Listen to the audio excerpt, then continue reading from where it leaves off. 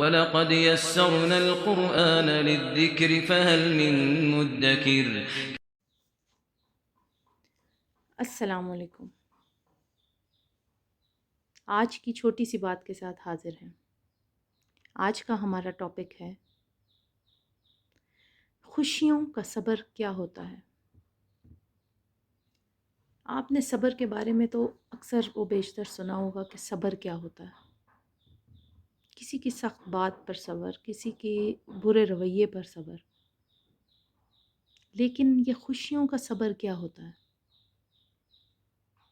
جب ہم دکھ میں، تکلیف میں، غم میں ہوتے ہیں، ہم خود ہی اللہ کی طرف جا کے جھک جاتے ہیں، خود ہی جا کے جانماز پہ بیٹھ جاتے ہیں۔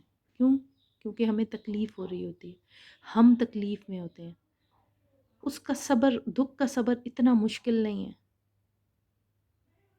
وہ اللہ تعالیٰ خود ہی دے بھی دیتا ہے، اور ہم مانگتے بھی اسی زور سے ہیں جس زور کی ہمیں تکلیف پہنچی ہوتی ہے۔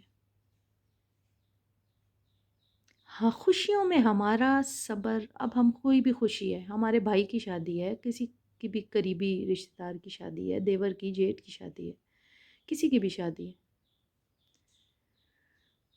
ہم اپنی خوشیوں میں اتنے گم ہو جاتے ہیں، اتنے گم ہو جاتے ہیں کہ ہمیں یہ صورت تک نہیں رہتی کہ ہم اللہ تعالیٰ کے کس کس حکم کی نافرمانی کرتے چلے جا رہے ہیں۔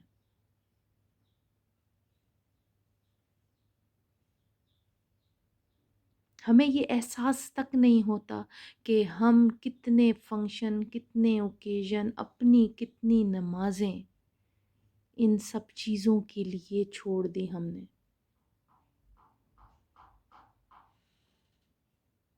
صبح آنکھ کھلنے سے جو اس دن کی تیاری شروع ہوتی ہے، وہ رات فنکشن ختم ہونے تک نہیں ہوتی پوری۔ بیچ میں نمازیں تو چھوڑ ہی دیں کہ پتہ نہیں ہم ان کے ساتھ کیا کرتے ہیں۔ سوچنے کی بات ہے۔ اس کے بعد ہم ایسے فنکشنز، ایسے اوکیزن اٹینڈ کرنے کے بعد ہم یہ چاہیں کہ ہمارے گھر میں خوشی کیوں نہیں آ رہی، بے برکتی کیوں ہے، یا فلاں جوڑا جو بھی ہے وہ پتہ نہیں خوش کیوں ہے، نہیں ہے، پتہ نہیں یہ طلاق کی شرح بڑھتی کیوں چلی جا رہی ہے، نا اتفاقی کیوں عام ہوتی جا رہی ہے۔ اللہ تعالیٰ قرآن میں فرماتے ہیں کہ اے میرے بندے، میں تجھے تکلیف نہیں دیتا، مجھے کیا مصیبت پڑی ہے کہ میں تجھے تکلیف میں ڈالوں، تیرے اپنے اعمال ہیں جو تجھے تکلیف میں مبتلا رکھتے ہیں۔ تو یہ ہمارے اپنے اعمال ہیں جو ہمیں تکلیف میں مبتلا کرتے چلے جاتے ہیں۔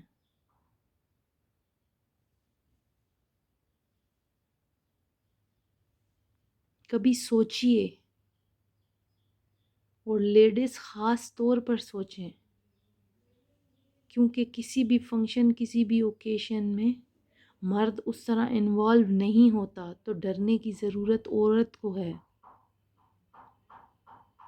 جب میں پہلے یہ سوچتی تھی یا سنتی تھی یہ بات کہ دوزخ میں سب سے زیادہ عورتیں ہوں گی، تو مجھے بہت غصہ بھی آتا تھا، افسوس بھی ہوتا تھا، یہ کیا بات ہوئی کہ سب سے زیادہ عورتیں ہوں گی، کیوں مرد غلطیاں نہیں کرتے؟ اب جب میں نے غور و فکر شروع کی تو مجھے سمجھ آئی کہ یہ باتیں کیوں کرتے ہیں، یا ان کا کیا مطلب ہے۔ کسی دن اپنے قیمتی وقت میں سے وقت نکال کر، اپنے لیے وقت نکال کر یہ ضرور سوچئے گا کہ ہم کہاں کہاں، کس کس جگہ پر اللہ تعالیٰ کی نافرمانی کرتے چلے جا رہے ہیں۔ وہ خوشیاں، وہ شادیاں، وہ بیاہ، وہ کسی بھی قسم کی خوشی جو ہمیں سجدہ شکر کر کے مکمل کرنی چاہیے تھی،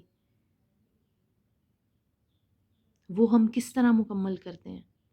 ہماری وہ شادیاں جس کے اسٹارٹ میں ہم بڑی خوشی سے ختم قرآن رکھتے ہیں، میلاد رکھتے ہیں، کچھ بھی رکھتے ہیں، ٹھیک اس پروگرام کے ختم ہونے کے چند گھنٹے بعد یا تو اسی رات کو ہم اور کیا کیا کچھ نہیں شروع کرتے تھے کہ چلیں جی یہ تو اسلام تھا، یہ تو دین تھا، یہ تو فنکشن تھا، یہ تو ہو گیا، قرآن ختم کرنا بھی ضروری تھا، میلاد بھی ضروری تھا، یہ بھی ہو گیا، اب اللہ تعالیٰ کی برکتیں آ گئیں، چلیں جی اب ہم اپنے کاموں پہ شروع ہو جائیں۔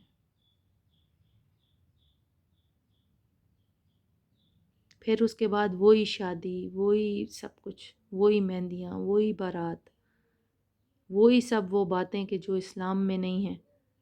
ہمارے آباء و اجداد انڈیا سے جب آئے تھے تب لے کے آئے تھے ساتھ، اور ہم لوگ ان کو چلاتے چلے جا رہے ہیں، چلاتے چلے جا رہے ہیں۔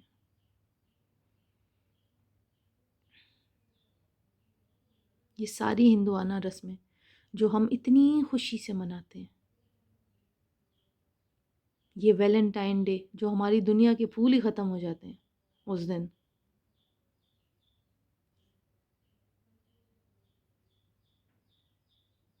اور بے حیائی کا ایک کالج اور یونیورسٹیز میں بازار گرم ہوتا ہے۔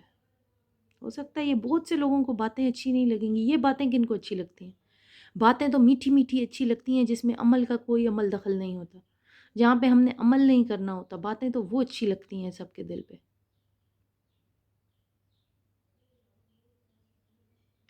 سوچئے اور تھوڑا سا غور و فکر کرنا شروع کیجئے، اگر نہیں کرتے تو کم از کم دعا کیجئے کہ اللہ تعالیٰ توفیق دے غور و فکر کرنے کی۔ آج کے لیے بس اتنا ہی، شکریہ۔